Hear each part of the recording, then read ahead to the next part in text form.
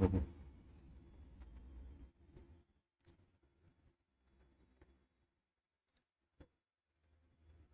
Okay. Okay. Good afternoon, friends.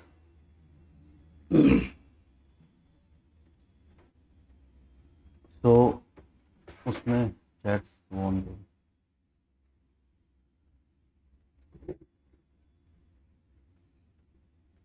So prelims is over now, and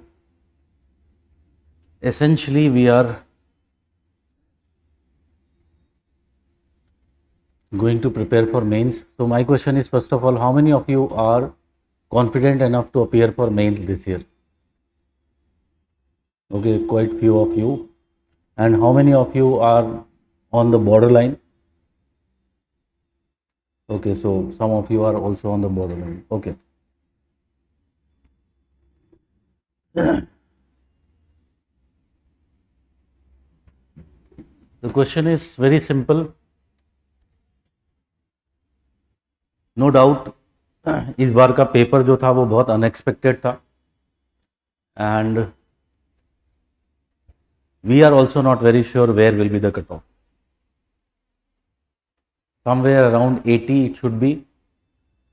Also, there is the factor of CSAT that has created more uncertainty. Whatever, the thing is, suppose, I believe most of you, even if suppose because of some unfortunate scenario you are unable to write this year, you will be definitely writing next year.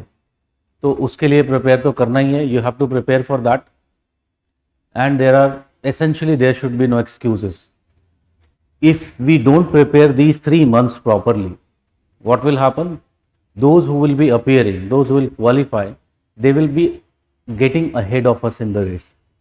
We definitely don't want that.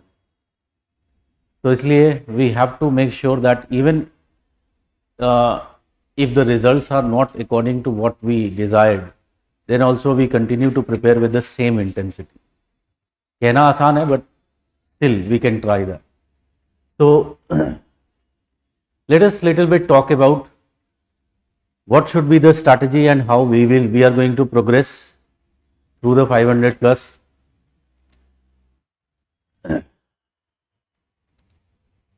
आज morning में भी मैं class ले रहा था optional की, foundation की. So what I was doing, I gave one very good analogy to the students. Suppose if I have some rock pieces, I have some marble balls, and I have sand.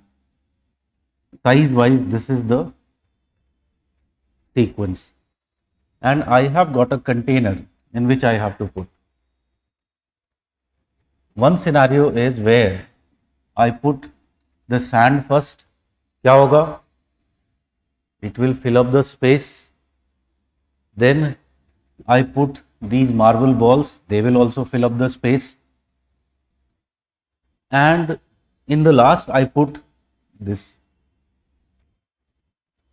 pieces of rocks. They would also take up the space. There is very high possibility that these will be left out. Okay. What will happen, however, if I go another way? I put these rock pieces first, so they will take up certain space. फिर मैं उसके बाद ये marble balls इसमें डाल दूं. Because marble balls are smaller, there is a possibility they will fit up, if you talk about, in the spaces which will be empty spaces between these rock pieces. And finally, if I put up this sand, there is again a possibility that this sand will ultimately penetrate to other spaces which are left out, and it will again be entirely filled. So this is something which you have to understand it very, very clearly. These rock pieces essentially are your core or the basics. What we do, we are so much concerned about this, the extra enrichment. This sand is essentially what? This is the enrichment which we are doing. Here, the marble balls are our answer writing plus reading the current affairs. What we are doing, हम क्या करते हैं? Because there is so much of this content available. We start with this. Many times we are starting with this. ये जो container है ये हमारे दिमाग है. It has a limited capacity. And beyond that, I cannot fill it. So if I fill it with the unnecessary thing, that extra enrichment, the ultimate result, the outcome of that will be low. So what we have to do, we have to make sure that this is very concretized. This goes first, and then come the other things. ठीक है, this should be the sequence. अब मुझे ये बताओ कि the thing with you people is that many of you are going to write the mains this year itself. So that means you have less time. Very limited time you have. And in this very limited time, क्या मैं ये सारी चीजें कर लूंगा और वो भी concretize कर लूंगा? I'll be able to consolidate it properly. Is it possible in the time frame that we have? No, it is not possible in the time frame that we have. So I have to prioritize very, very clearly which is going to be my forte. And I really believe if you invest here, this is going to give you better return. ठीक है, ये जो extra enrichment है, lots of this part, you leave it for me. We will do it through the classes. ठीक है, what has to be done? This has to be very thoroughly revised. Very, very thoroughly revised.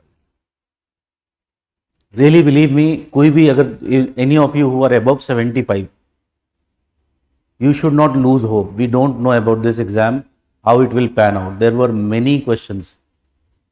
Geography में ही एक दो questions है, we are still doubtful. So what are the answers the examiner is going to take? We don't know. So be very clear, this is which will get you selected. I'll again remind you, जो मैं पहले भी कितनी बार बता चुका हूं, in the examination there will be the direct questions, there will be the tricky questions, and there will be the exceptional question. It is these two which will get you selected, not this. It has a very limited role. अगर suppose करो, देखा है you geography optional का paper देखा है, have you seen that? Can I say first question of the paper falls in this category almost every year. ठीक है, so it is more of a psychological test which they are trying to do. Many years it has happened. I have told this again and again every year. Students have come to me and thanked me for that, because I remember one of my students, he got 300 plus marks. What he did, he knew that this is going to happen. इसलिए उसने section A से पढ़ा ही नहीं. Question paper, he started to read with section B, because he knew that they will be doing this and it can have a psychological impact. When such feeling of lowness will come, you might even forget the things which you are knowing. Okay? So we will not fall in this trap which is being set by UPSC. We'll make sure we are very sound, we are very cool and confident when we are attending the paper. Okay? So this is something which I have to be very, very clear of. Now, in these 3 months, as I have told before also in one of the class, the strategy is very clear. If you talk about June, here there are 2 parts, optional, GS. In fact, I'll also put the current affairs. Your day should be like this, 3 parts, In the month of June, I can devote little bit more time for the optional, because this is something which we haven't studied for 3 months, more than in fact 3 months हो सकता है, ठीक है. So even if I am, for example, putting 65% of the time between GS and optional to here, no problem in that. I can put just 35% of the time in GS and rest 100 में से देखेंगे तो rest नहीं बच रहा है, but still it should be like this. Okay, so 65, 35 and the rest. If you look into the mark sheets which are this year, it is very clear. Geography optional was not a problem. There were many students who scored 290s, even 300. Highest scorer का ही selection नहीं हुआ. A good, very beautiful paradox you can understand about the balance which is required in UPSC. So we have to be very clear that even in the month of June, we don't leave this part. We can go for topics like which we haven't studied, which are there only for mains. For example, ethics is one of the topics, several like society, etc. Although I always say कि GS की preparation ऐसा करना चाहिए कि you make a slot of 15 days, and in these 15 days you take up one big topic and one small topic. ठीक है? So likewise you plan for the GS part. But comes the July, I don't have to falter here. I should revert back to 50-50. ठीक है, वहां से risk नहीं ले सकते. अब geography optional students have this problem, and we all say that geography optional is vast. How many of you agree? I partially agree with this. It is vast. The thing is, you people have made it more vast because of the way you are preparing, because of ultimately the underconfidence you have. I find it not only underconfidence but also impatience that you have. ठीक है? So what is the biggest problem? The biggest problem is that one, you are underconfident, and second, you are very impatient. और ये सब क्यों हो रहा है? Why it is happening? This is happening because many of you haven't practiced answer writing. Once you practice answer writing, you will see that 150 words start किया और खत्म. 200 words we start and the words are finished. Same with 250 words, they are nothing. और geography में तो हमारे पास एक और एडवांटेज होता है. We have an advantage in geography. We have to make diagrams and maps. They take up significant portion of the page. So actually we might not be actually writing those 250 words in the real answers which we are writing. When it is so, then question is ki why there is this fear of content, and this fear of content is making you to read many more things. Now what will happen? These 500 classes will start. So many new things will be there which you wouldn't have heard otherwise in your foundation batch classes. And the first tendency, even after we have done in the class, one very big tendency will be कि यार कुछ थोड़ा सा और मिल जाता source of reading, then what will happen? It will become very perfect preparation. In this process of perfect preparation, what will happen? You will search for sources. Maybe you will also find the sources. We are in the era of chat GPT. Everything is available on internet. So maybe you will also find those sources. The issue is that the things which you did in the class, you will not get time to revise in studying those extra sources. And even those extra sources you won't be able to revise because we have limited time. Like for example, suppose I am starting for today, at least 2 hours I'll start reading geography again. So fresh again I'll start reading at least 2 hours, 2.5 hours I'll give. But if I have given 2.5 hours or even 3 hours, tell me, can I say at least 1 hour should go for revision? जाना चाहिए. Same thing if I am applying in GS. If I am studying 2.5 hours GS, 1 hour, 1.5 hours should go for revision. ठीक है, इसको सबको calculate करो, दिन का 10 घंटे, 10 hours are going like this only. Then where is the time left for reading that extra things? There is no time left. So you have to be very, very careful with this tendency. And why this tendency is coming? Because of the impatience that you have. Even if suppose we are talking in the class and you don't understand things, or even if you feel that this content is less, but you have to look from a macro perspective. What is the macro perspective? The bird's eye perspective. It is the geographer's perspective. So what is that perspective? You have to look at the whole picture. And I hope you know about this. Can we say that geography is essentially an integrative science? It is an integrative science. So many things, maybe what we are studying for today class, you might find that the content was insufficient. But can I say, when we will, like, if you have seen the schedule, the next classes are of regional planning. So when we will move on to regional planning, can we say many related things I will get? Similarly, when suppose I am talking about economic geography, when I study paper 2, can I say many aspects of economic geography again I will be studying? ठीक है, so ये सब जब पूरा complete हो जाएगा, when it is completed, the content that you will have, it will be actually enormous. So that content deficit will not be there, provided what you are doing, provided you are studying, you are revising it on daily basis. In fact, you have a revision schedule of revising the content within 24 hours, 7 days, 21 days, then only you will be able to remember and recall.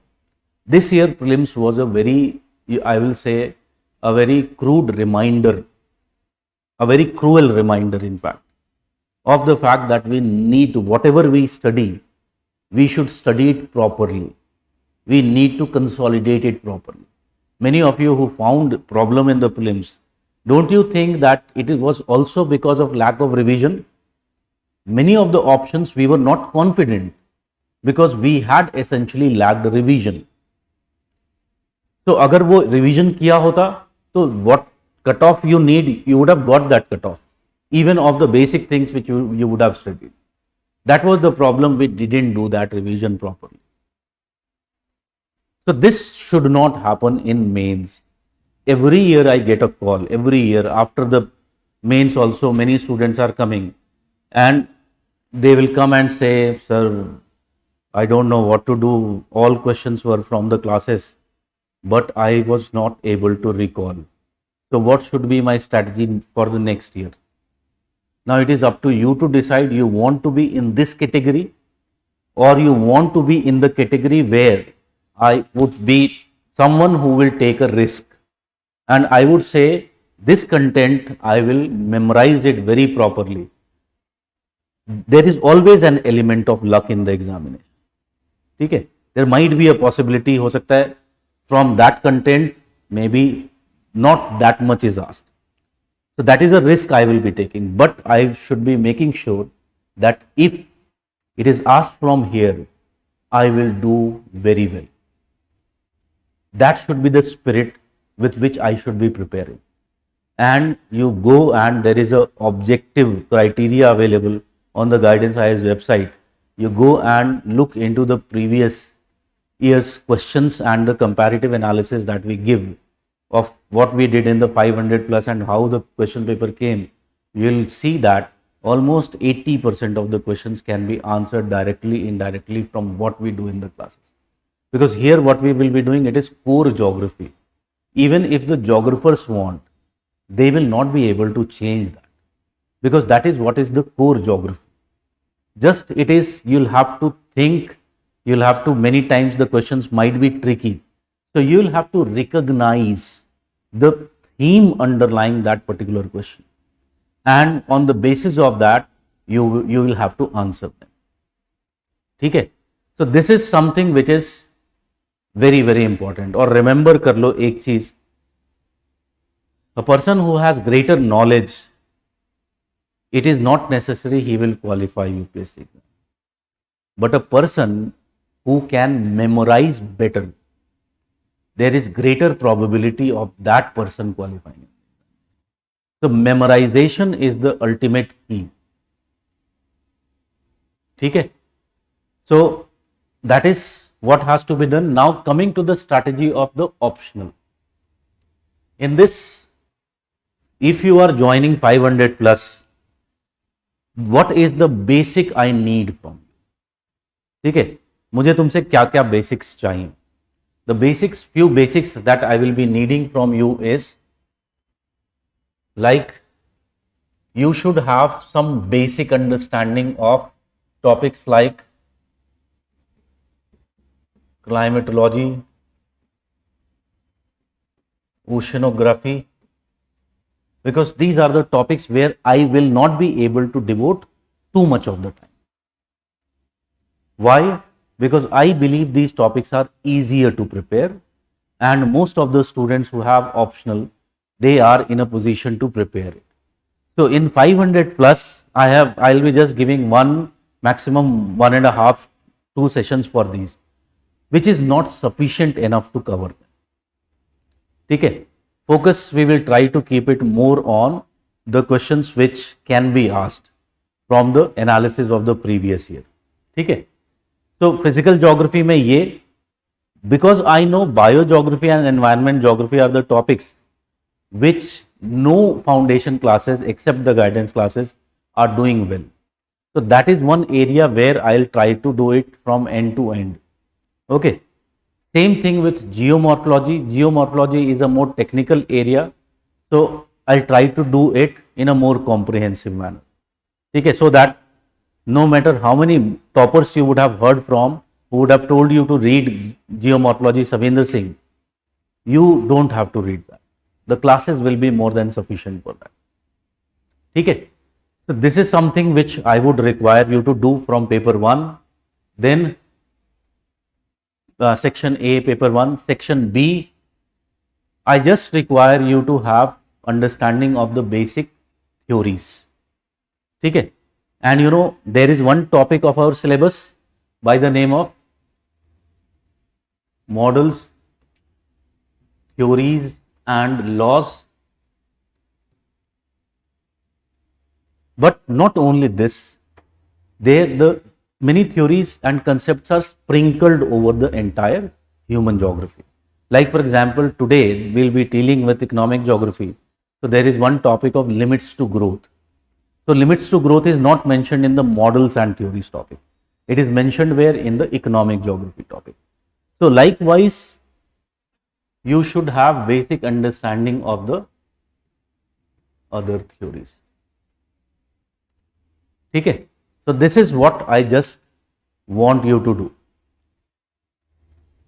For this, you can either go for your class notes if you have, or notes whatever if you have prepared, or if you don't have, you can go for the physical geography, Savendra Singh. Don't buy those separate books. Physical geography, Savendra Singh, more than enough. For this topic, same thing, if you have notes, it is fine.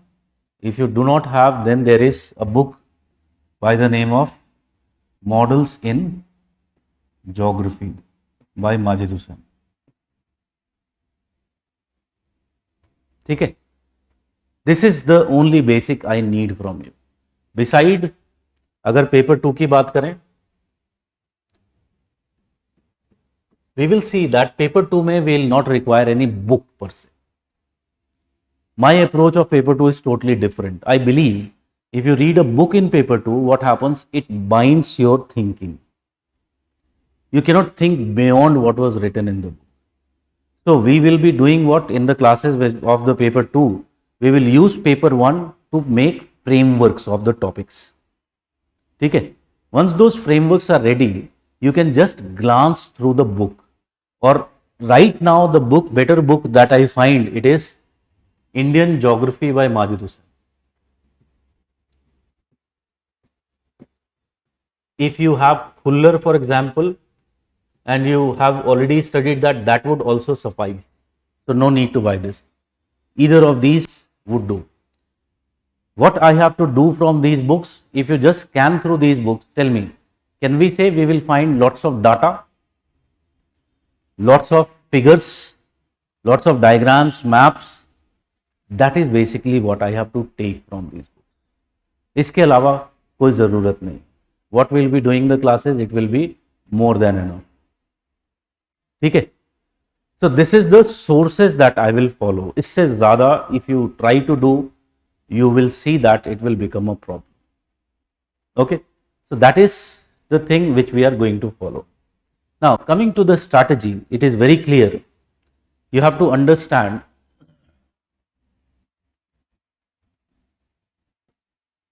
when I am talking about paper 1, there is very clearly written in paper 1 that it is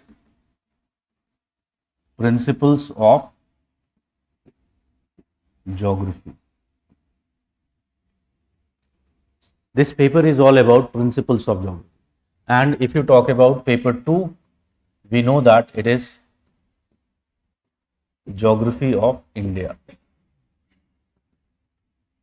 So it is essentially a regional geography.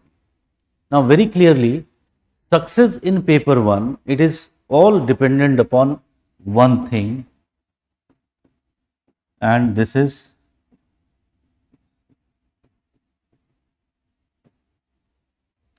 memorization. It is all dependent upon this memorization. कितना याद कर सकते हैं? Because here the things are fixed. No matter how much I want, no matter how much the examiner want, they cannot change the content. The content will remain the same. Okay, if suppose they are asking about slope development theories, can anyone change that? It is already fixed. So here your marks would be determined by the fact whether you are able to recall all the points or not. Okay, like for example, if you have seen the previous year papers, tell me how many times they have asked question on compare or differentiate between tropical and temperate cyclones. So many times. Okay, every time they are asking, can I say answer the same hoga? There in my classes I do 13 differences between tropical and temperate cyclones. Can I say कि अगर वो लिखे हैं, I'll definitely get marks.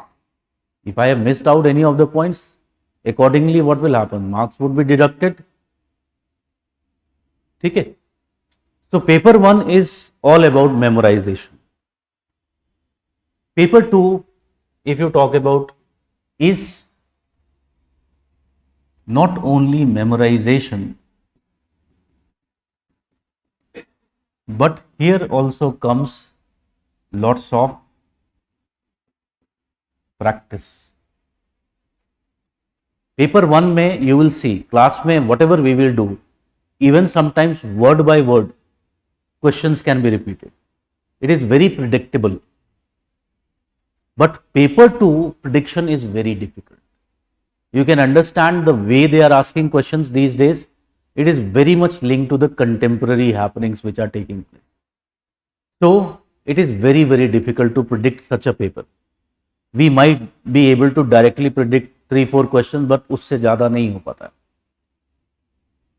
So here what will come to our rescue? It will be the practice. What they are doing in paper 2, they are combining two themes and making a question out of it. But if you remember the basics of both the themes, you can add some examples and case studies with that. You will be able to make a good answer out of that. But this will come by practice, lots of practice. Many of you come to me कि case studies को कैसे करें. So the way the case studies, the thing is, it should be something which should be already prepared and the linkages should be already made in mind or in the copy. If this is the topic, I can use this case study. If this is the topic, I can use this case study or this example. Okay.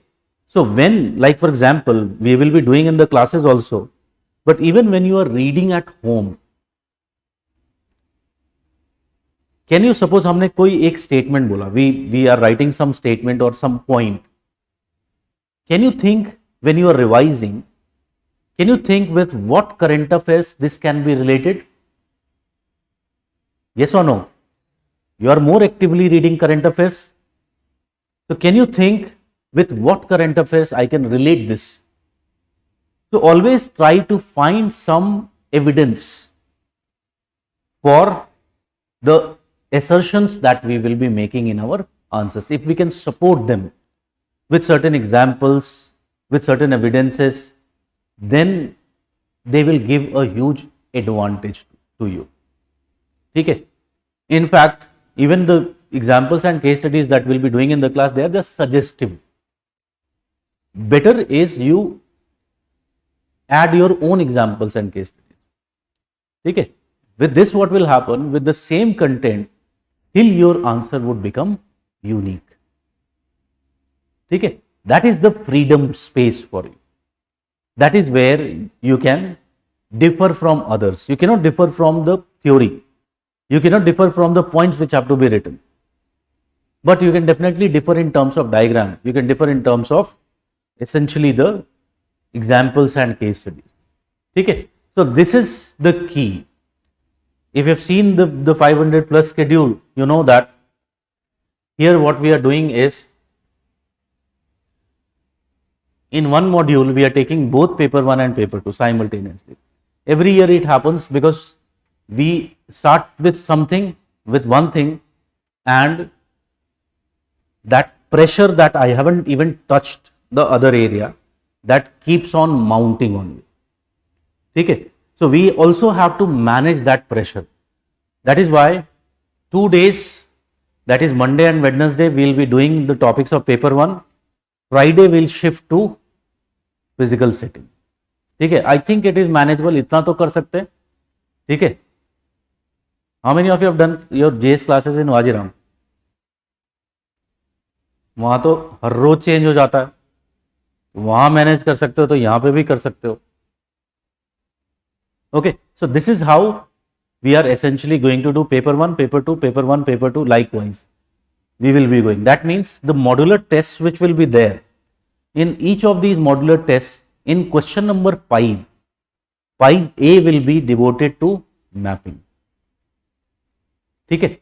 So that we'll be able to cover more important, more recent mapping areas will be able to cover. So this is how I have essentially designed. Now, one more thing which I have done this year is 2 topics.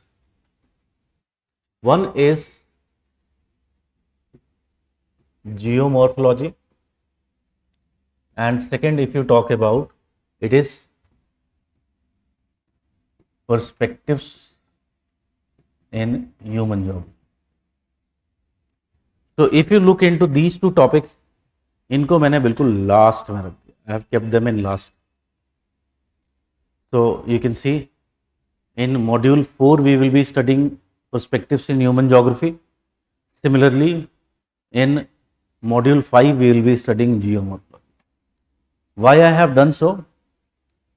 Because every year it happens कि when I start teaching these topics, perspectives हो गया, geomorphology हो गया, I am very good in these topics. Students get amazed, but उस amazement में what happens? They are lost, and they keep on studying these topics because these topics are actually difficult to grasp,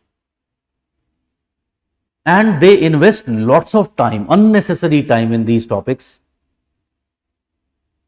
Ultimately, for other topics, the time left is less. Okay? So we'll avoid this year. We will study the topics which have greater ROI first.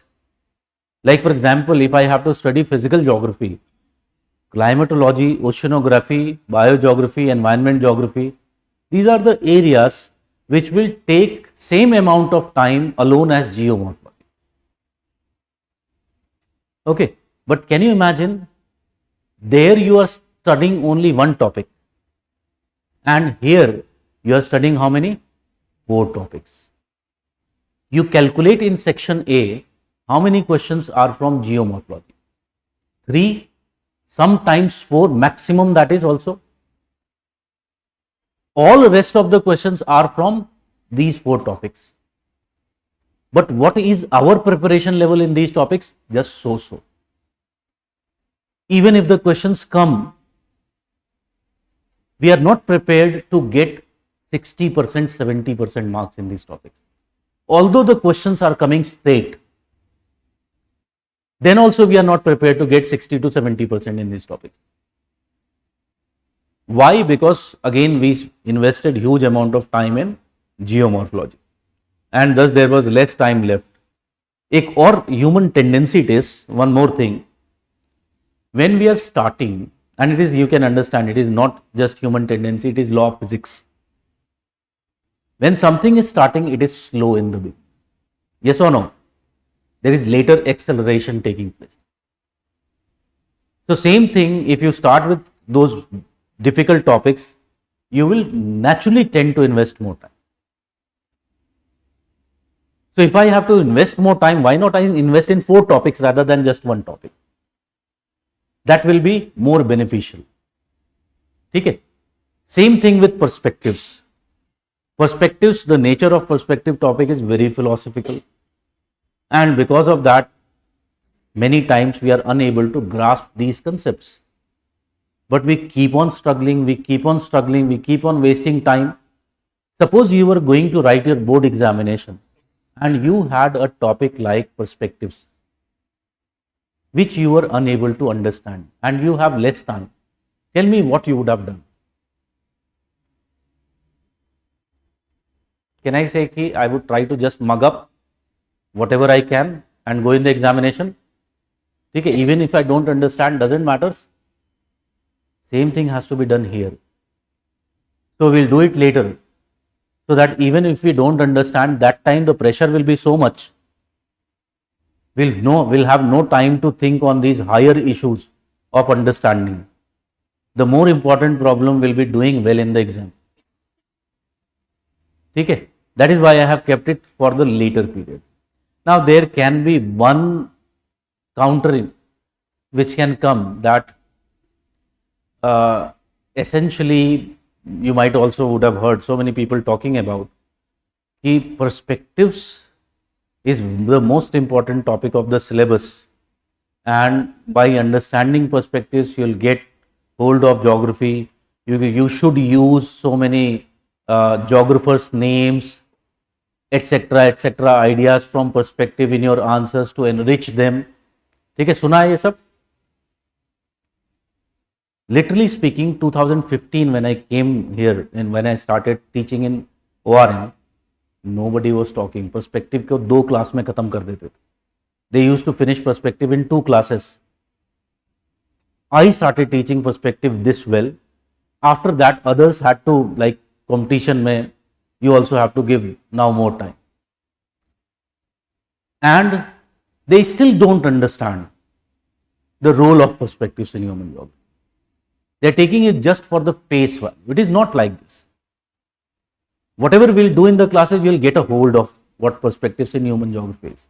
And that will help you indirectly in decoding the answers, understanding the approach, themes, etc. That is more than enough. वो indirect advantage हो गया. कुछ some things, like for example, suppose I am talking about a phenomena about today, and suppose I am talking about environmental degradation. Can I say I can use the concept of environmentalism? Yes or no? इसके लिए मुझे अलग से perspective को बिल्कुल depth में पढ़ने की जरूरत है क्या? ठीक है, एक स्कूल का बच्चा भी कर देगा.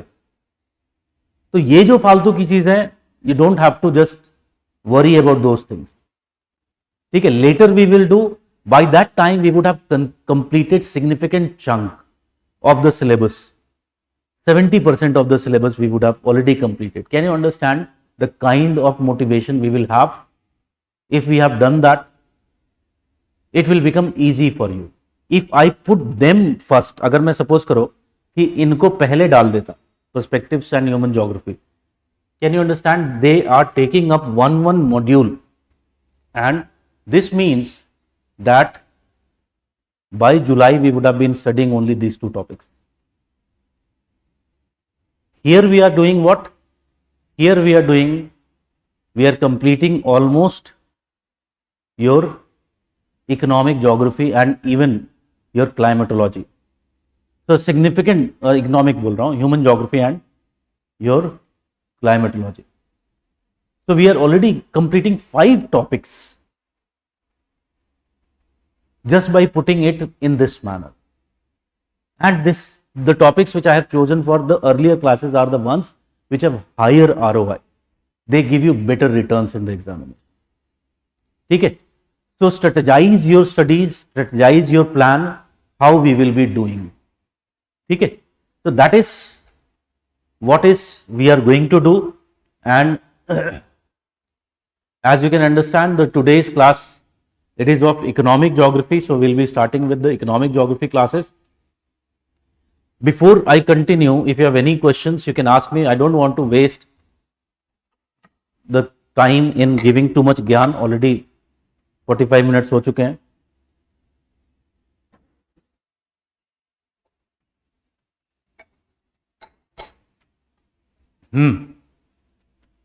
Any questions?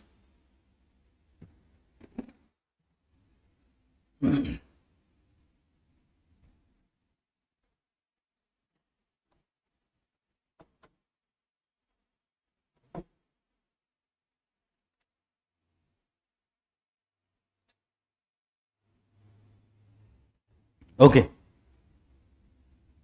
So let us start with our first topic itself, that is economic geography.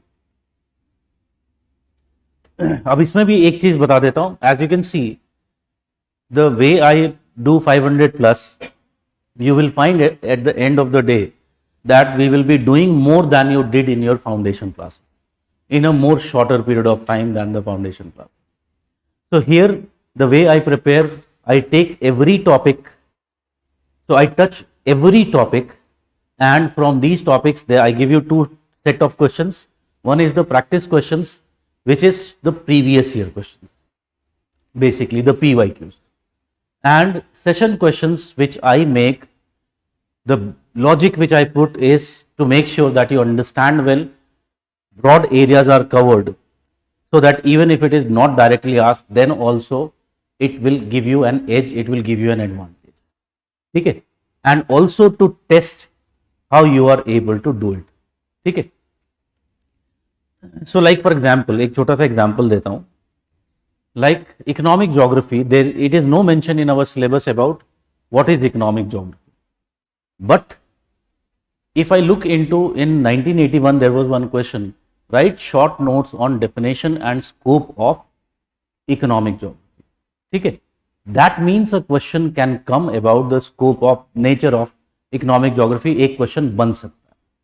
ठीक है? Like for example, if I go more near, so if you have seen the previous year question, can I say a similar type of question was asked in urban geography, settlement geography? There was one question which was asked. Urban geography is nothing but study of city in an area and city as an area. Is there anywhere mentioned in the syllabus nature of urban geography? It is not mentioned, but they have asked. And if I go back, in economic geography also they have asked. So this is how we predict what type of questions will be or can be asked. Okay? And even if it is not directly asked, many things which we will learn here, you will see हम उसको कैसे apply करते हैं. So this is one type of questions which we will be dealing with in this 500 plus classes. Then like other type of questions, like one question I'll be taking up, the next global resource crisis will be over minerals. So you might be aware, this was in news, particularly related with strategic minerals. Developed countries are very much worried how China is essentially controlling the production of these strategic minerals. Okay? So it was in news. Because of this, there is high chance that such a type of question can be essentially asked. Okay? So I have combined the questions in such a manner that we are taking care of the most probable things which can be asked. And even if they are not asked, they will give you something which you can use here and there indirectly. Okay. So this is how we will be doing in the 500 plus classes. Okay. So the first question, let us start with.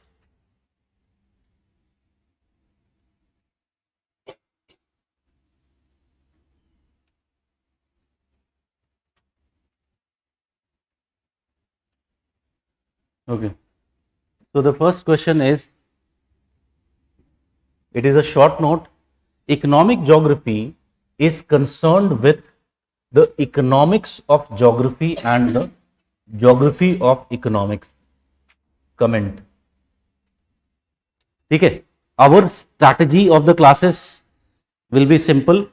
For each and every question, I'll give you 2 minutes to brainstorm. Frame your answers. You don't have to write the entire answer, you just have to frame. Like what can be written in the introduction, main body, how many parts it should be divided, headings of each of the paragraphs, and finally the conclusion. That is something which we have to do in 2 minutes.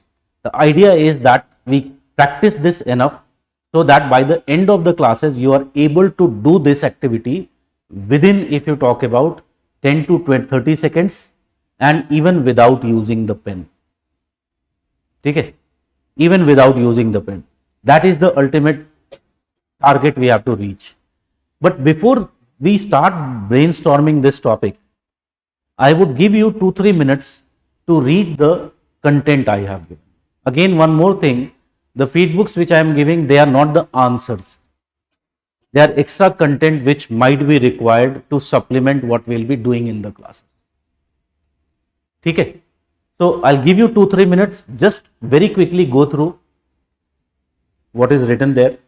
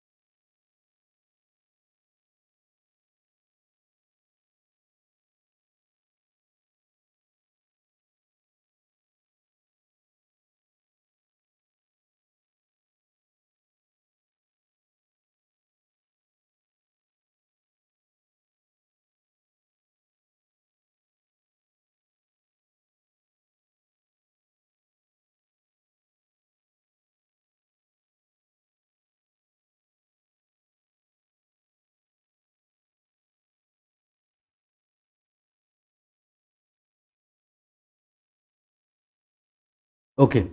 Now on the basis of what you have read, again read the question and now try to answer it. And your time starts now. You have 2 minutes to frame your answer.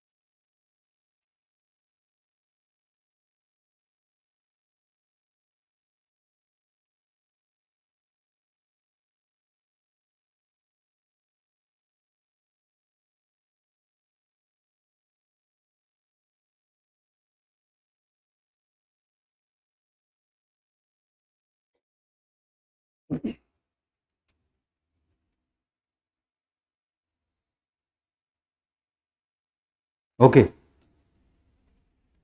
So if we talk about this, if I was writing this answer, I would have definitely started with an introduction. And in the introduction, I would have first written one statement because it is 150 words question. Okay. So I don't have too much space to write. So I have to write essentially, I can start with a definition of economic geography. I have to make sure that I understand the question, what is the demand, and if I can relate it in the definition itself, what is being asked, then it is very good introduction. ठीक है, तो देखते हैं जरा पहले before I talk about the definition, it is saying two things: geography of economics and economics of geography. So it is saying that economic geography is study of two things: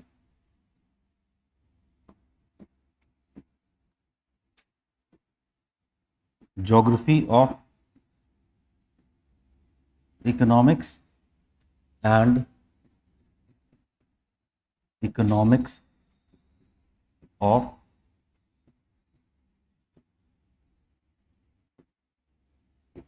geography. ठीक है. Now, if I just decode these words, what essentially geography stands for? Can we say geography has two basic natures? Can we say that essentially geography is a study of phenomena as they occur in space-time? Yes or no? That is one characteristic of geography.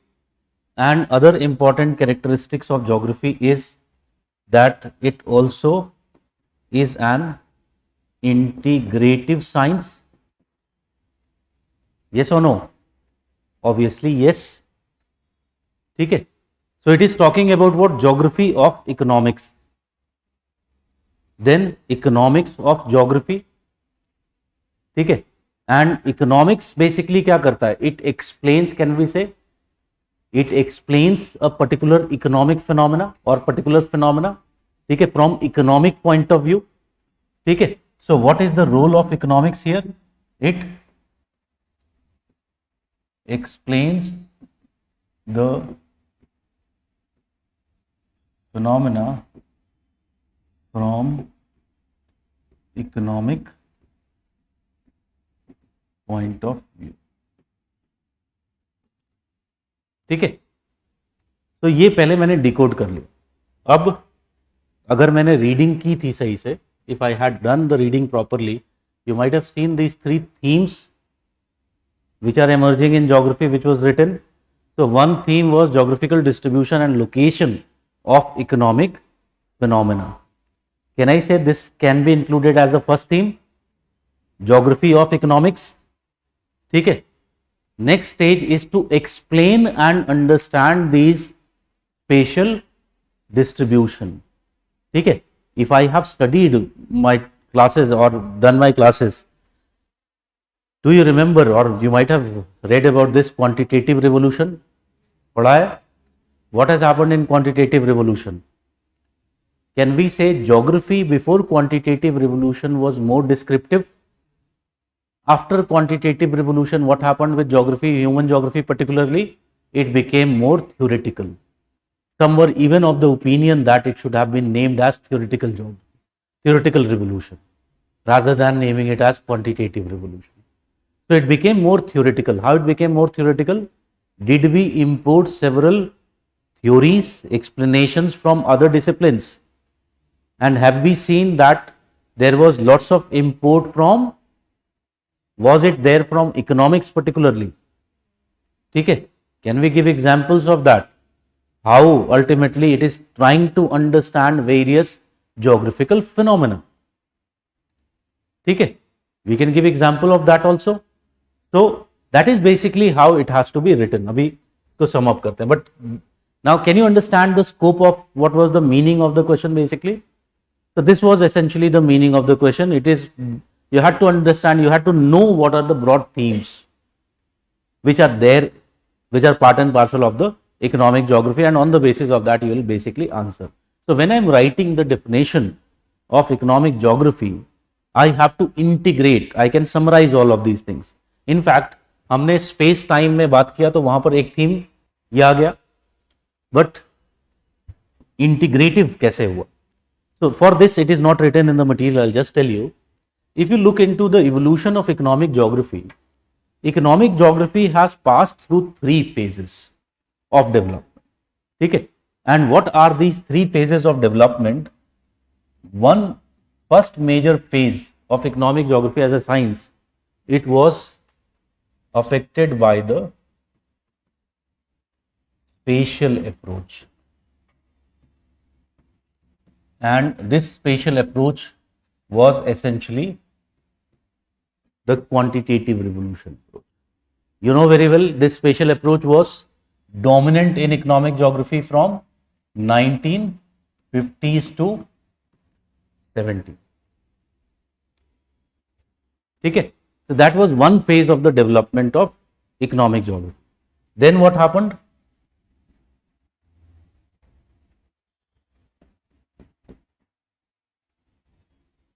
Second, if you talk about, the second phase came as a part of political economy approach. Do we know about this approach? Political economic approach कौन सा होता है? It is the radical Marxist approach. ठीक है? So there was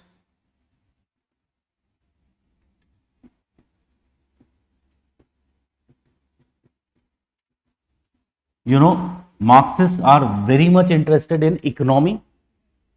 Okay? So they have analyzed almost all the themes of economic geography. from the perspective of political economy. So if you talk about, this was very developed during the period of 1970s to late 1980s.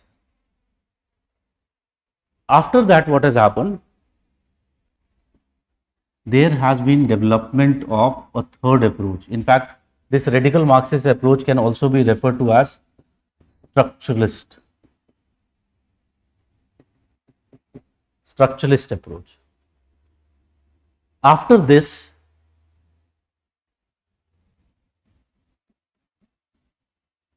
economic geography was also affected by another approach which developed, which is essentially referred to as the post-structuralist approach.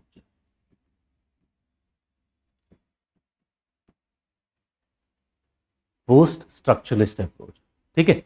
So, what is the difference between structuralist and post-structuralist approach? In structuralist approach, the major focus was on integrating how politics and economy are interrelated to each other. ठीक है.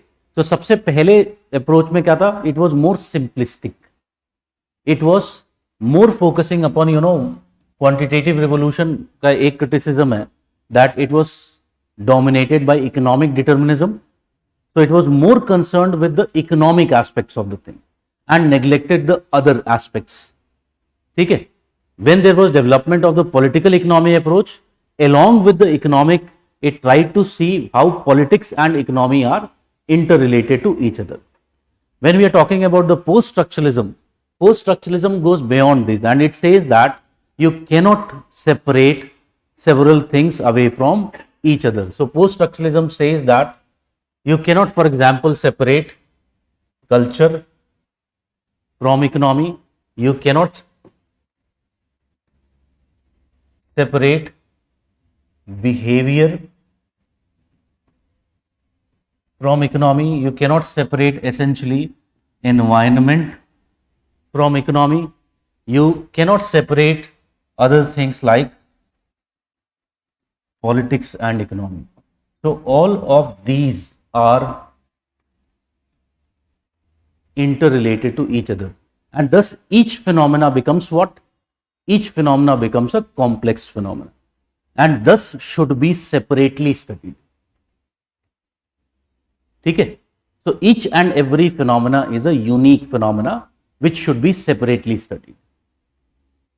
So that is the basic idea of the post-structuralism.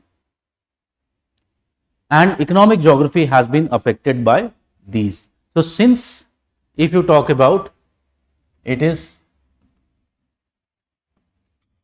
late 1980s, if you talk about, the impact of post-structuralism can be seen, and other things like environmentalism, how it is impacting, it should be seen in this broad framework of the post-structuralism. So three major approaches, if you talk about economic geography development has witnessed. ठीक है. तो अब मेरे पास एक broad framework समझ में आ गया दिमाग में कि ये सब चीजें मुझे, I have to include some of these terms and terminologies. Now on the basis of that, if I try to write here the introduction part, okay, so I could have borrowed few things from here and there, like for example, what is economic geography? Economic geography is a branch of study that focuses upon how economic activities are organized in space, as well as, I can add few things there, as well as what are the diverse set of factors which are producing them. Okay, so that can be my introduction, and once I have written this introduction, straightforward as I move on to the main body,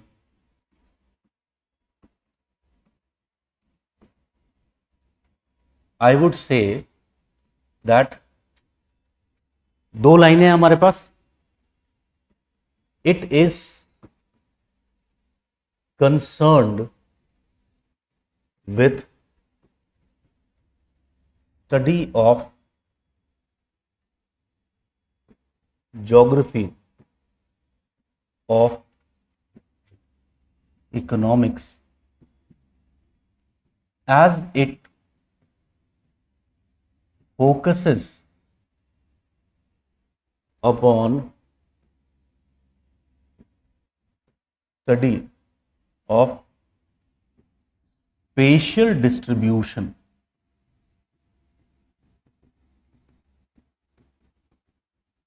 of economic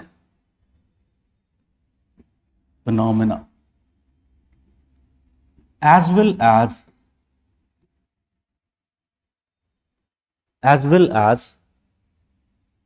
tries to understand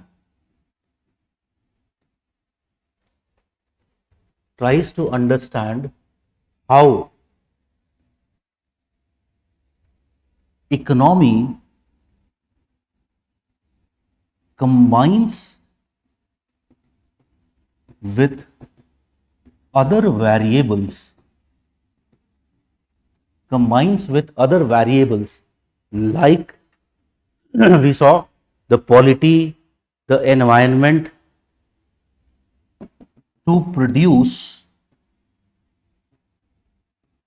unique, one integrative concept of geography कौन सा है? Can we say this concept is the concept of place? ठीक है, so to produce unique places. ठीक है, so ये first part हो गया where we are talking about geography of economics. When I am writing, I can even make like this box as a heading so that the examiner knows. अब इसमें मैंने दो part लिखे हुए हैं, दो बातें लिखी हुई हैं. एक, it is focusing upon what? Spatial distribution of economic phenomena. If I want, can I write one more paragraph to elaborate this? ठीक है, so is it concerned about the spatial distribution of economic phenomena? How it is concerned? Can I say what is the tools which it is using? Can we say it is using various tools, most importantly the tool of mapping, cartography, ठीक है, to study various type of diverse economic phenomena.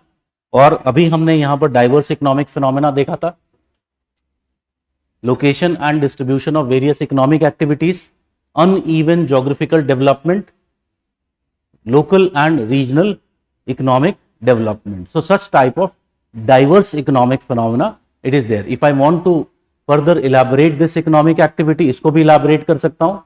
Like, tell me, can we say these economic activities are resource distribution? This economic activity, is it agriculture, type of agricultures? This economic activity is industries. This economic activity is the flows, transportation and communication flows. ठीक है, so again I can, if I want, I can expand this. So that is one thing very clearly it is talking about.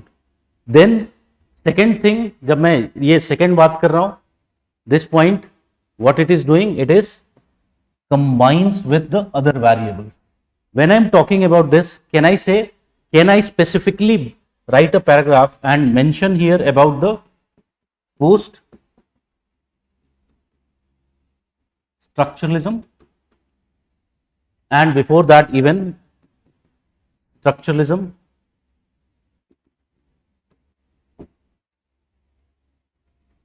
So the framework becomes what? The framework in which this integration is taking place of various variables, this framework becomes the place.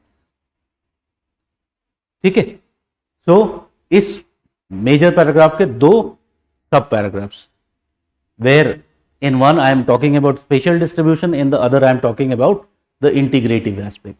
And if I have done this, I have answered how it is tackling the geography of economics. ठीक है, then it is also concerned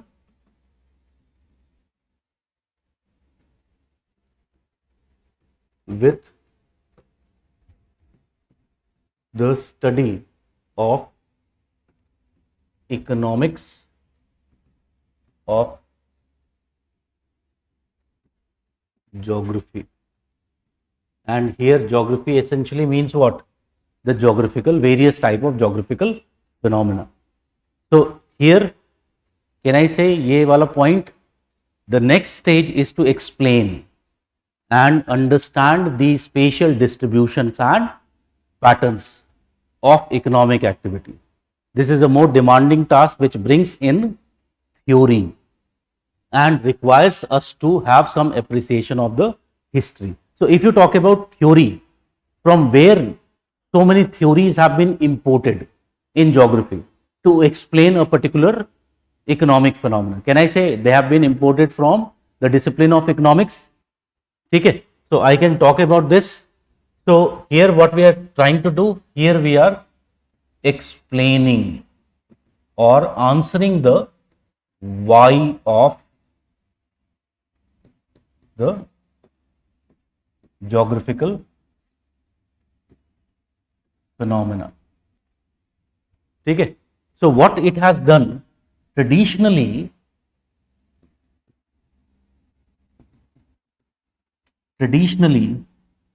economic geography, if you talk about, has been concerned with what?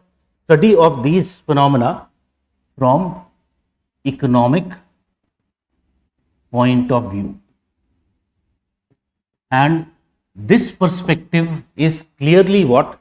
It is outcome of the perspective of quantitative revolution or the economic determinism of quantitative revolution. You know what is economic determinism?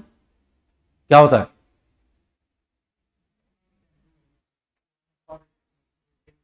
Economic determinism is a philosophy. Actually, it is associated with the Marxist philosophy.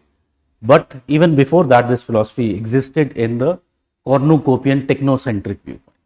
So what it essentially says, that it is the economic needs of the population which determines their activities. It is not the environment which is determining. It is essentially the economic needs which determines the activities of the human beings. So if it is economically beneficial, we will do certain thing. If it is not, then we will not be pursuing that thing. Okay? So it is related with what? The quantitative revolution. So what economic geography has done? Economic geography imported several theories, laws and concepts from the field of economics to understand the geographical phenomenon. Once I have written this, can I give one example? I can give my own examples.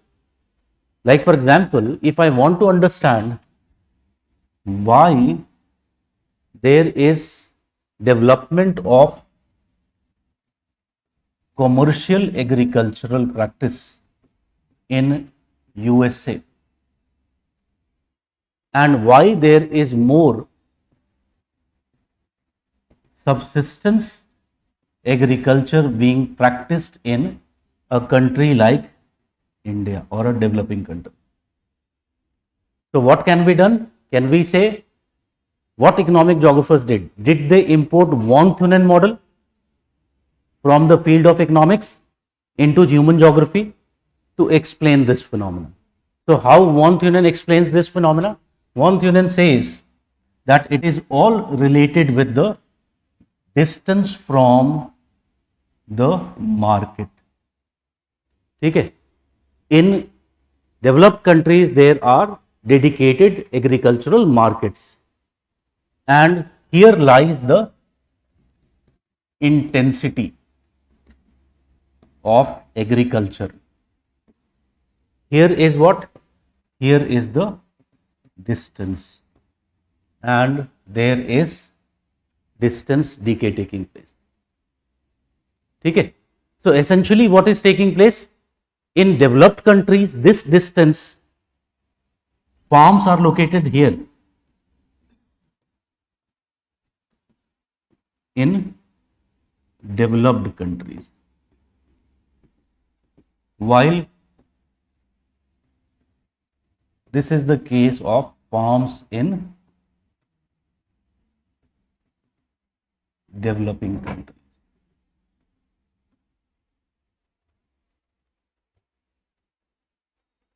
And this explains why in the developed world there is commercial agriculture and in developing countries there is subsistence agriculture.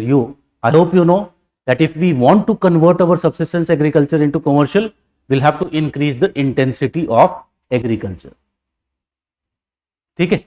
So I can give this example, or I can take up Weber's model, I can take up central place theory. Okay? All of these are economic models which were imported by geographers in human geography. Okay? So that is the second part. While I am talking about this part, I will also say it is important to remember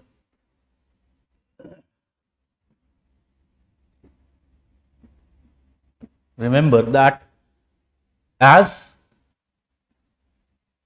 there has been evolution in the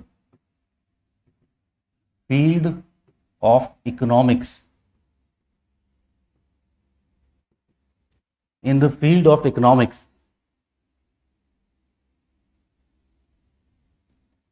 what has been the evolution in the field of economics? Can we say it has economics become more multidisciplinary in explanation?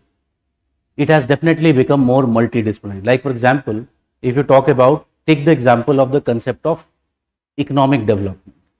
Can I say initially the economic development was mainly economic growth, but today has it broadened to include variety of approaches, variety of dimensions of economic development? So this type of evolution has taken place in economics. This is also reflected in economic geography. Okay? It has also gone beyond just economics to integrate what other phenomena to understand the geographical patterns. Okay? So that is how the answer should have been written. Finally, we can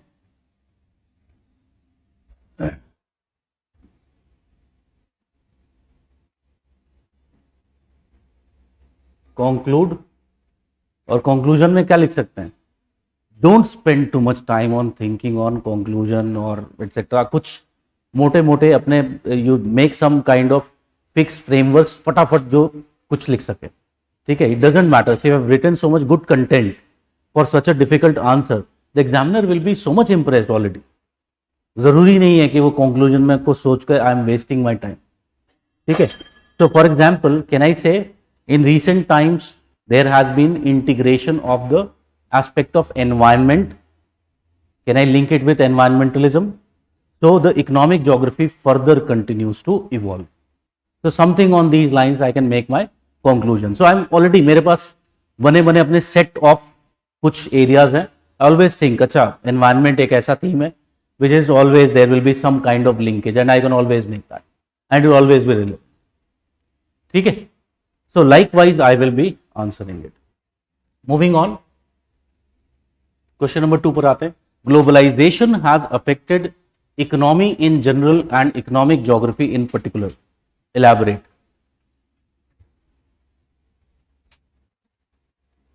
So globalization has affected economy in general and economic geography in particular. Elaborate. I'll give you 2 minutes.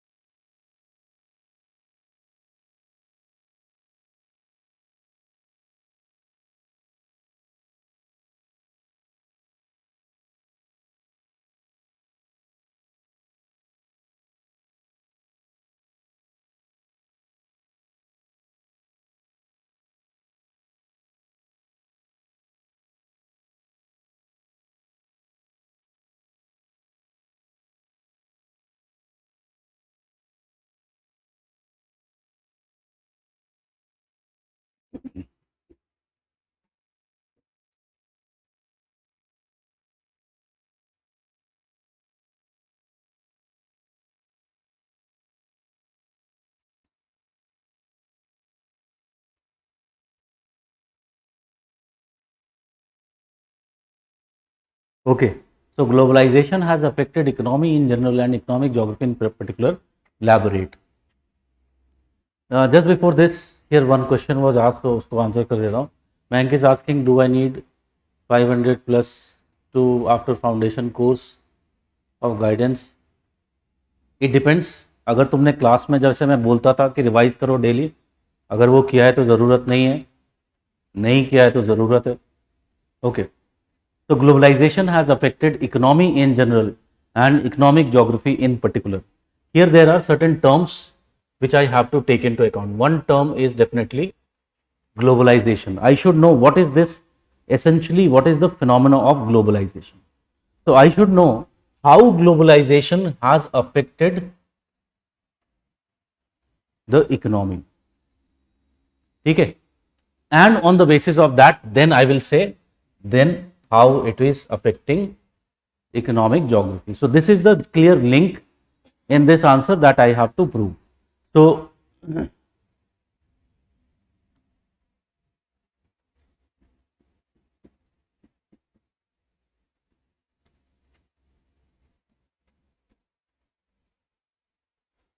what can be an introduction? क्या लिख सकते हैं? Can we talk about here? Number of things can be written, no doubt. But can we talk about the time frame? उससे start कर सकते हैं. When the globalization became a very evident phenomena, so that can be an introduction. ठीक है. मैं बार बार इस चीज को बोलता हूँ. Don't waste time in thinking of, like I find students wasting too much time in introduction conclusion. ठीक है. एक general introduction conclusion भी चलेगा if your main body is very solid, because the main marks are there. So something like this I can say, since the 1970s,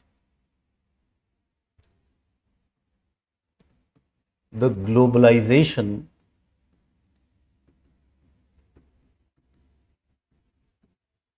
phenomena has brought a new is what? It is new economic order. Brought a new economic order which has in turn brought changes in how economic geography is conceived, is essentially conceived. ठीक है. So ये first introduction हो गया हमारा. Moving on to main body.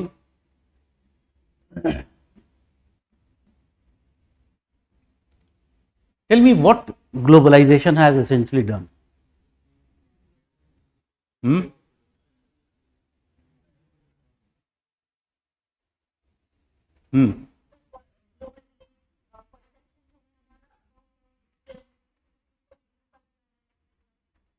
ठीक है.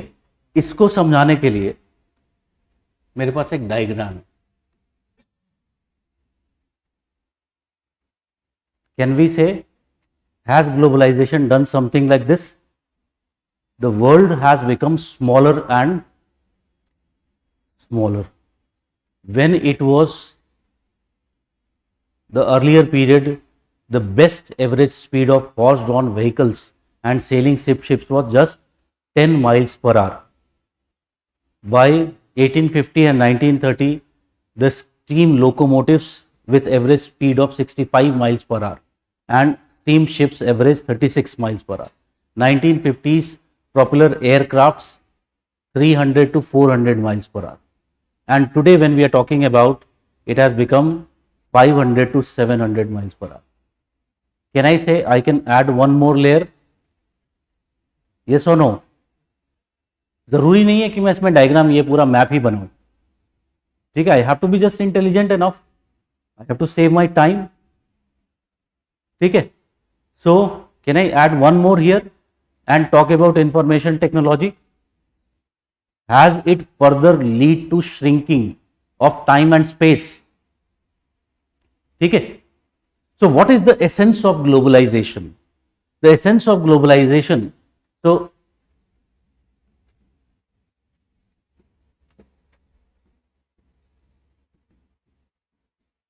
globalization has done what? It has reduced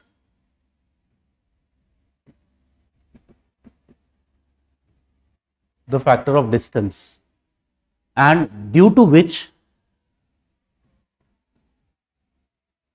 in fact distance and time लिख लो उसमें, and due to which what has happened, can we say there is more stronger flow, ठीक है.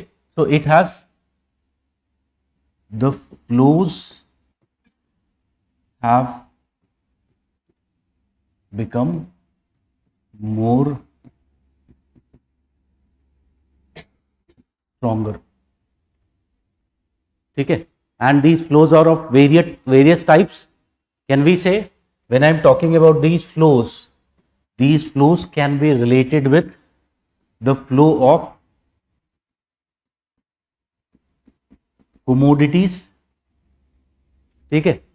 This flow, if you talk about, these flows can be related with the flow of people. Can these flows be related with the flow of information? Can they also be related with the flow of culture? ठीक है. We can say that before also there was contact in the world, but what was the thickness of these flows? They were weak. What the phenomena of globalization has done, it has increased the thickness of these flows. There is more and more interaction in the world taking place, and as a result of which, what we are finding that there is greater kind of global village, or you can say global phenomena are developing. They are being increasingly adopted, and this in turn, can we say, has had positive and negative impacts?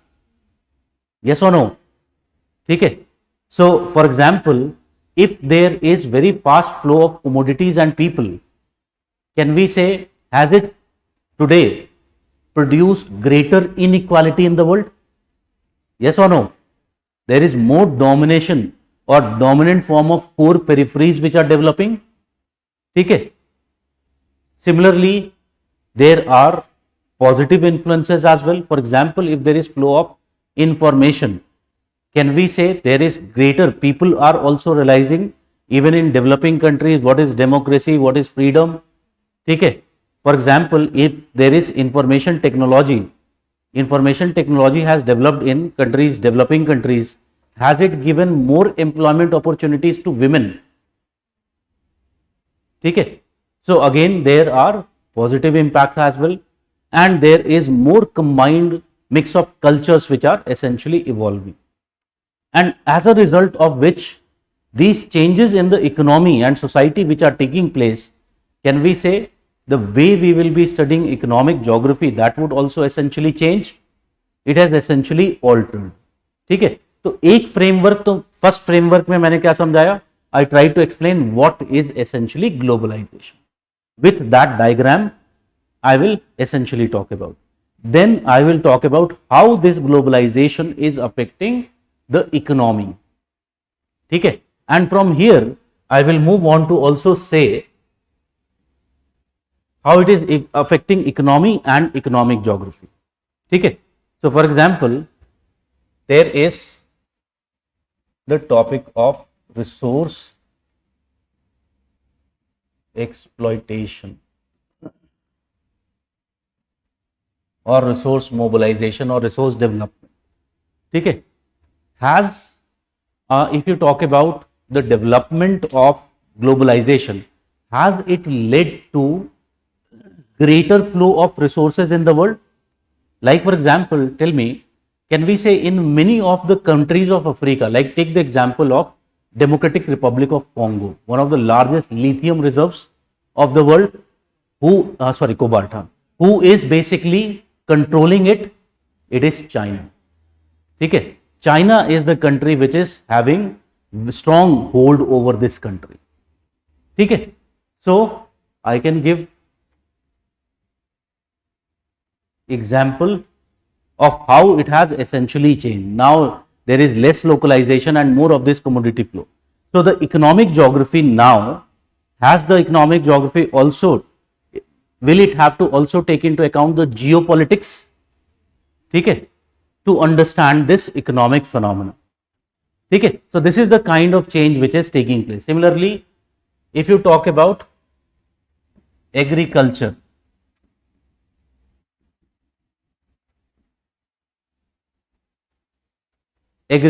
so if we talk about the agriculture, has there been with globalization, has there been greater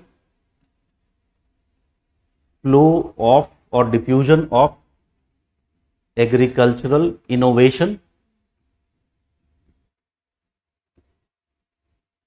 Agricultural innovation in the world, and with this agricultural innovation, like एक example लेते हैं छोटा सा, there was spread of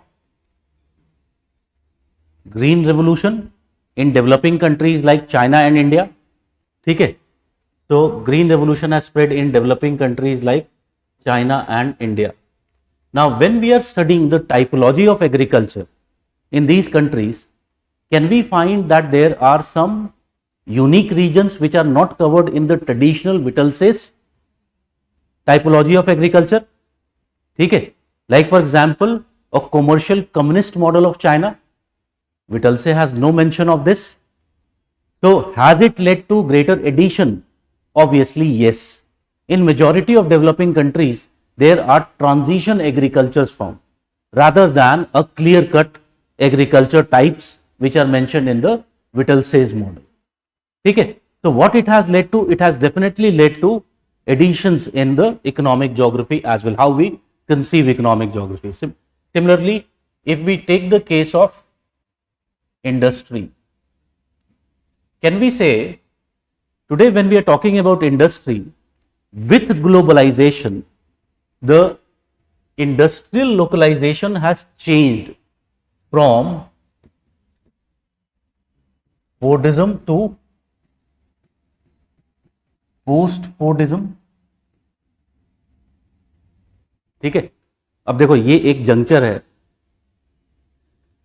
Some of you might not be knowing what is Fordism and post-Fordism. I'll try to just explain in one minute. But there is a possibility you might not understand. What will be the tendency? Go home and search for it. भूल जाओ यार, अभी चुपचाप याद कर लो Fordism, post-Fordism. बाद में जब इंडस्ट्री की बात करूंगा तो वहां पे डिटेल में आएगा. ठीक है? So you have to be patient, and then only you'll be able to reduce your work. So Fordism was a philosophy which said that if you concentrate the economic activities, the cost of production will reduce, and then you will have more profit. Post-Fordism is a philosophy which says that you should focus upon increasing your revenues. Okay? That means economic activity can move to areas where there is greater demand. Okay? So, there is phenomena of Fordism and it has today converted to post-Fordism. As a result of this post-Fordism, can we say, so ये जो पहले approach हुआ करता था economy का, ये approach था जिसको we call it as least cost approach. This is the maximum revenue approach. ठीक है? So now what has happened because of this, there are phenomena which are taking place. Two very important keywords you can use. One is the deindustrialization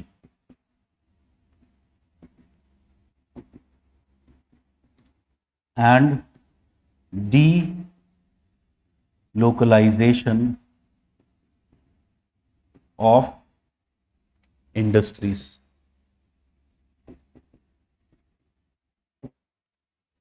Deindustrialization and delocalization of industries. Deindustrialization क्या होता है? It is change in the economic structure. So earlier the economy was more dominated by manufacturing, but now if you look into the developed countries, can we say economy is being more dominated by the service sector? So this change in the economic structure is deindustrialization. Delocalization क्या होगा? If this change is taking place, can I say manufacturing will also shift from that place where it was earlier established to other places? ठीक है? So this phenomena of shifting of manufacturing industries to new locations is referred to as delocalization of industries. ठीक है? So even in industries, what we are finding, this has become today the core theme under which we study industrial geography.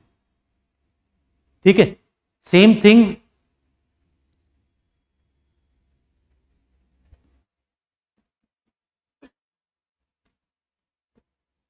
if we talk about the transport and communication. So today what has happened with the development of technology,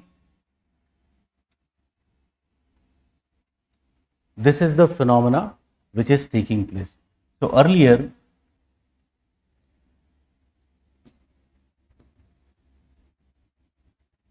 diffusion of information was like this, but with development of technology, what has happened? It has become faster. The diffusion phenomena has essentially become faster. So there is what? There is faster spread of cultures with transportation and communication becoming more advanced. There is now more faster spread of the cultures which is taking place, and this faster spread of culture, it is in turn creating what? It is in turn creating new economic developments. Like for example, take the case of one culture which has spread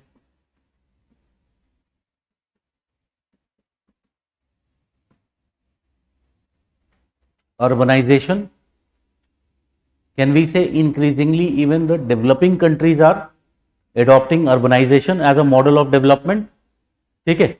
What has happened with urbanization? Can we say in urbanization, one thing very important is present the model of urbanization, it is based upon Western model, and it is based upon where affluence is high.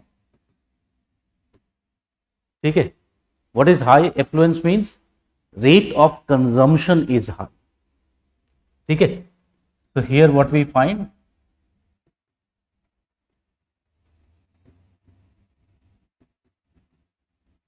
rate of consumption is high. So if there is high rate of consumption, can we say, is it creating problems like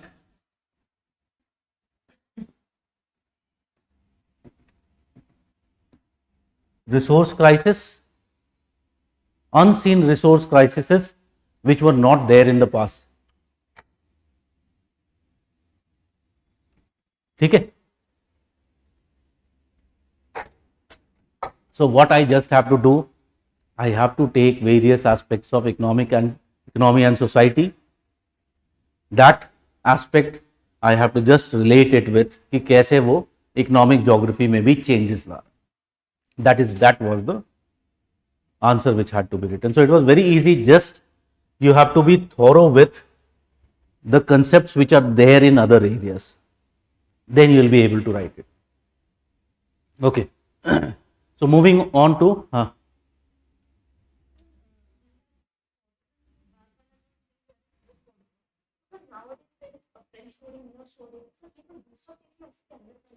come again. Nowadays, what is there?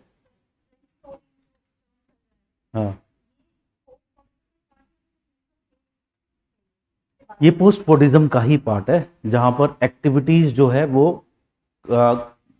Cooperation के साथ they are doing, ठीक है, उसी का part है।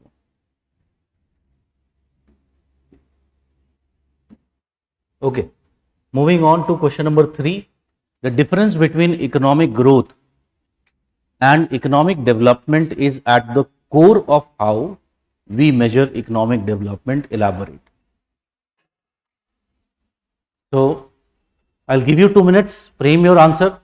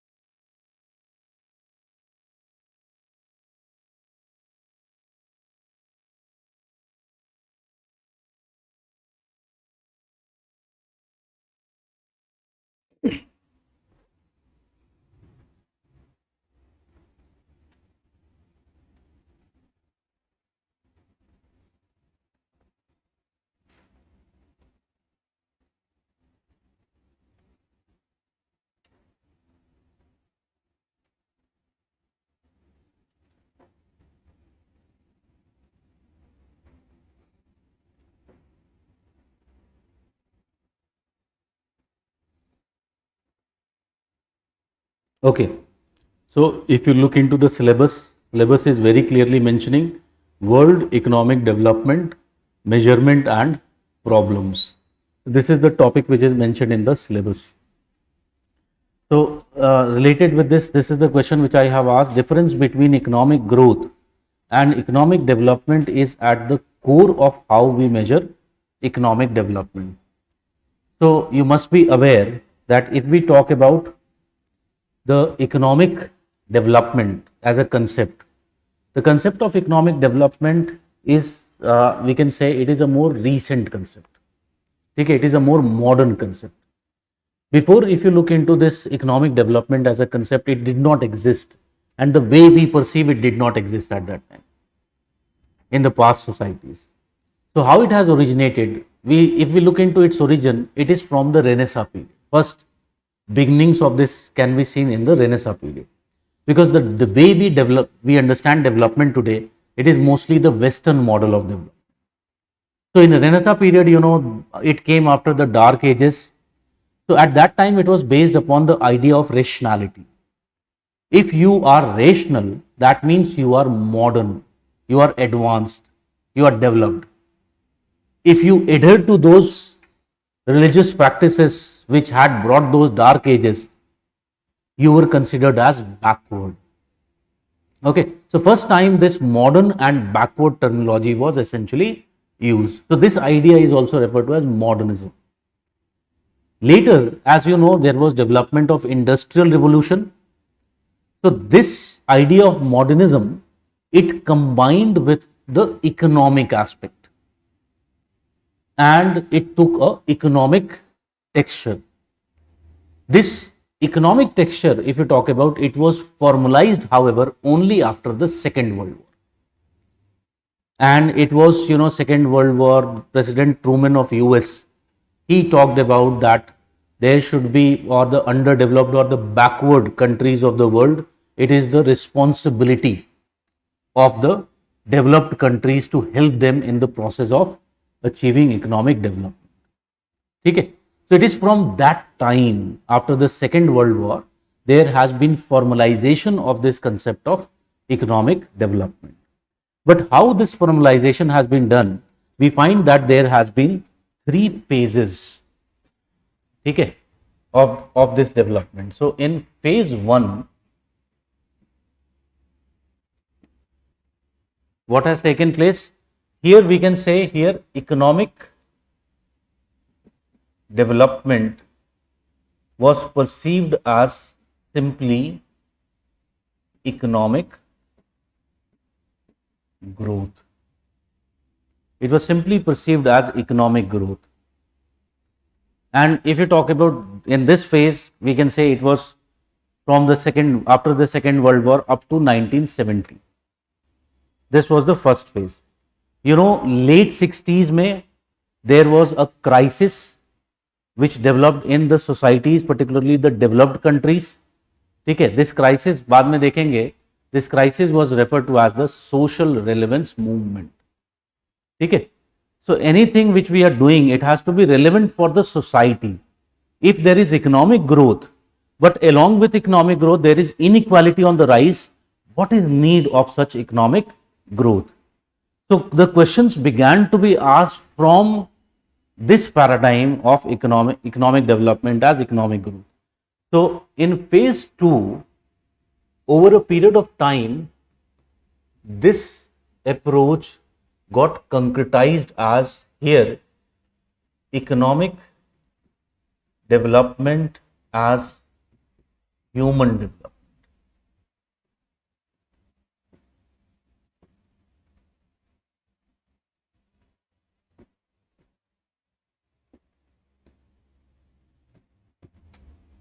As human development. Okay. So, in this period, what has happened? Slowly, earlier it was other things, other indicators started to being used. Like for example, health indicator. इससे पहले क्या था? Development was being measured mainly through GDP, GNP figures, per capita income. Okay. Here, other things like health indicators, education indicators. So earlier it was through indicators. Later these were combined into one index. The first such type of index which was framed, it was physical quality of life index, PQLI. And later this PQLI in 90s it got transformed into the present known HDI. Okay. So this is the second phase of understanding of our economic development, where we talked about economic development as human development. Then comes the third phase, that is phase 3. And in fact, in this phase 3, there is economic development as a multi-dimensional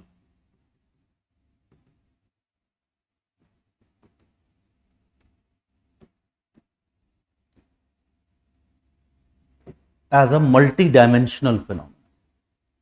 ठीक है. So बहुत सारी approaches आई हैं, very subjective things also now we are including, like quality of life indicators. If you talk about Amartya Sen's capability approach, we are talking about that you have to make people capable rather than focusing upon the economic figures. You have to make people capable so that their choices increase and they realize greater freedom. Okay, so he equates economic development with freedom. So what has happened in these 3 phases? It has developed. In fact, यहाँ पर भी एक crisis था, which we talked about. So ये crisis कौन सा था? This crisis was the social relevance movement crisis. Then here also there was crisis This crisis is post-modern crisis.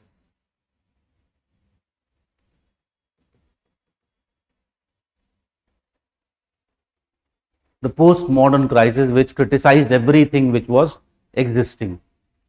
Okay?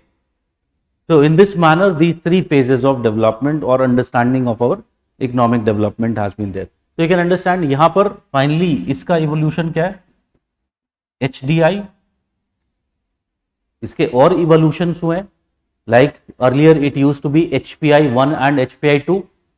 ठीक है? Today it has become MPI, multi-dimensional poverty index. ठीक है? So similarly others like GEM. So further evolution has taken place of HDI. Here what has happened, we have now gone into also the domain of subjective. Here we were limited to those things which can be objectively measured. Okay, quantitatively measured. Here we are going into the domain of subjective as well. So now you know various type of indexes like the freedom index, democracy index, okay, corruption index, all of such type of measurements are also being developed. Okay, so in three phases it has developed. So यहाँ पर यही question पूछ रहा है, what is the difference between economic growth and economic development? One part. Okay, although it is not mentioned directly, it is saying difference between economic growth and economic development is at the core of how we measure economic development. Elaborate. ठीक है? So इसका answer मैंने इसमें दे रखा है, मैं फटाफट दिखा देता हूं. So in the modernist tradition, the radical version of development is fundamentally different from the conventional economic growth. This can be our introduction from where we can start. Economic growth means achieving a more massive economy, producing more goods and services on the one side of national account and a larger total income on the other. But economic growth can occur without touching problems like inequality or poverty when all increase goes to few people. Indeed, growth has occurred in most of the countries over the past decades.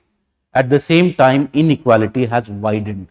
So if we look at the figures of inequality, you can see what has happened. Inequality has very, very clearly widened. Okay. So I can give some figures as well. In general, you can see I have given some points, because these days one thing is very clear. You have to write points, more and more number of points, so that you get more marks. Okay. If you are writing more number of points, examiner will also be forced to give you marks. So here you can see the development is interested not so much in growth of an economy, but rather the conditions under which production occurs and the results that flow from it. In terms of conditions, development pays attention to environments affected by economic activity and the labor relations and the conditions of actual producers of wealth, that is the peasants. Similarly, development looks at what is produced. Economic growth does not look into what is getting produced. It is more concerned with the monetary value of things. Here it is also concerned with the other qualitative value of the things which are being produced. So it also looks at what is produced. If growth merely produces a more Walmart junk rather than schools or clinics, it is not economic development. Okay. Similarly, development attends to the social consequences of production. If growth merely concentrates wealth in the hands of few, it is not development. Most contentiously, development analyzes who controls production and consumption. This is the Marxist view. If the growth process is controlled by few powerful people rather than many people who make it possible, it is not development. If growth means subjecting the world's people to incessant barrage of consumption inducements that invade every corner of life, it is not development. Again, it is the Marxist viewpoint. If growth is outcome of market processes that no one controls, although a few people benefit, it is not development. ठीक है, तो जब हम first part का अपना answer लिखेंगे तो our answer should be more like first part main body में I will write about the difference, how it has essentially, the idea has essentially evolved.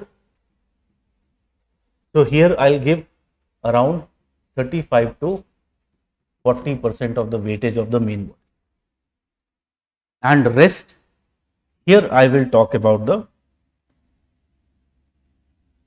measurement, how it has essentially evolved. So here 60 to 65% of the weightage should be given. Okay.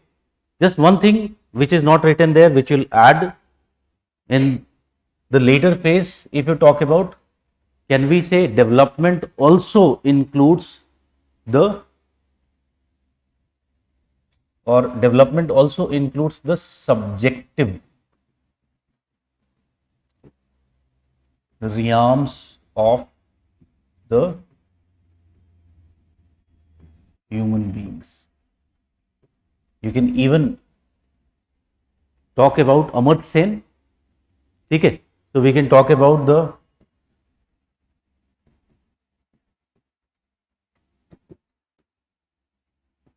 capability approach.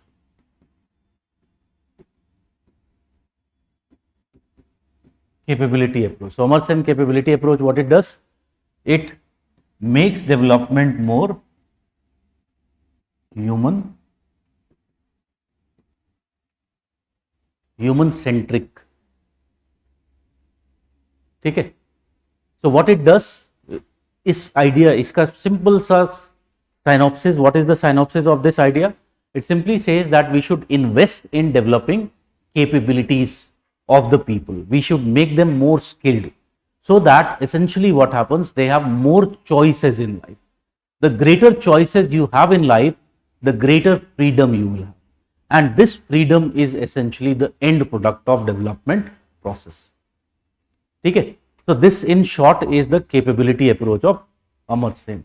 So he equates development with what? Subjective phenomena, which is very different from what? Economic growth. Can we say economic growth just gives us monetary money? ठीक है, but it does not necessarily also gives us freedom. Maybe if we begin to earn more, our needs will also increase, our consumption patterns can also change simultaneously, and we might lose our freedom more. ठीक है, can you imagine कि पहले के time में जब there were so many, or if there were atrocities, there were people who would go and protest, masses would go and protest. ठीक है, अभी recent times में farmers protest हुआ था. ठीक है, there were so many farmers who came for the protest. Can you imagine urban folks going for a protest? It is very difficult, because our life is literally bound in the circuits of capital which has been created. We cannot think about that.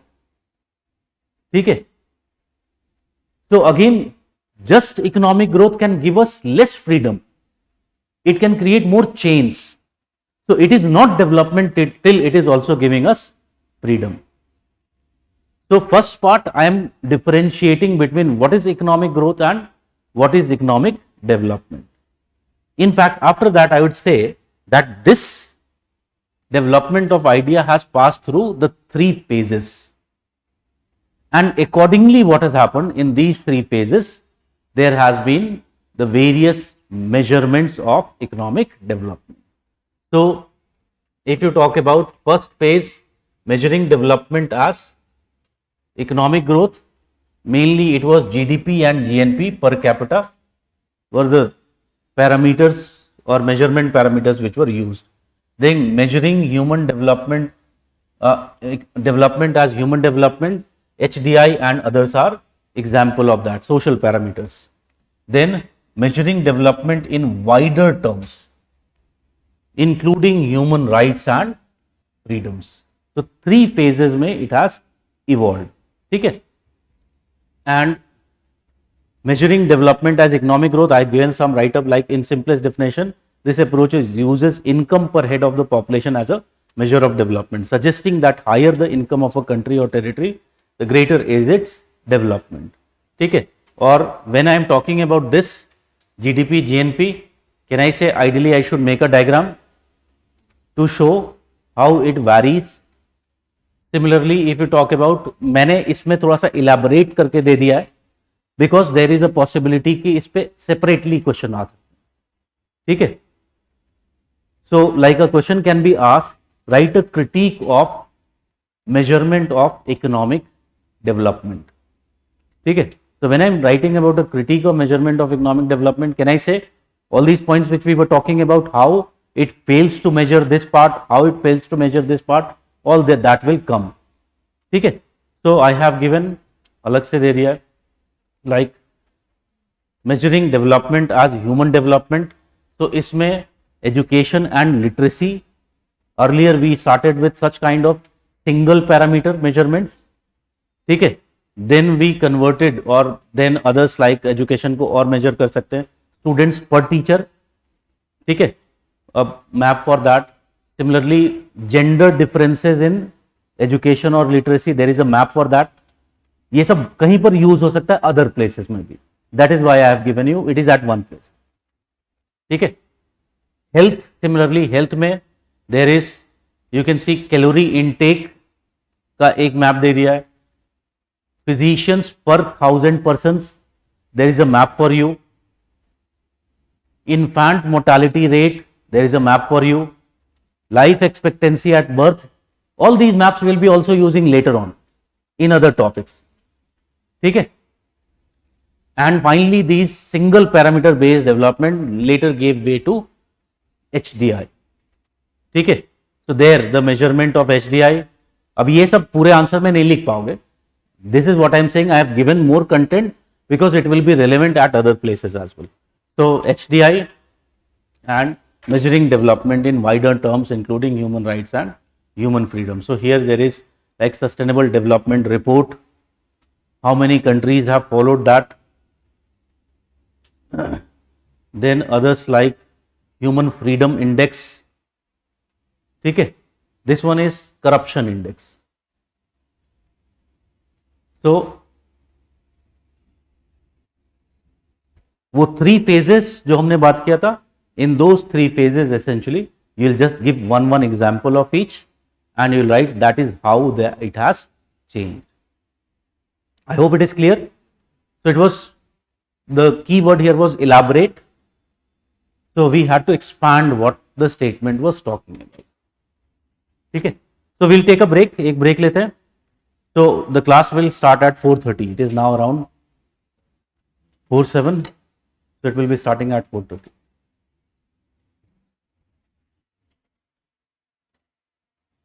Yes, even if your prelims is not clear, then also you can join 500 plus classes. It will help you next year, definitely. For joining it, you can call the office. Okay.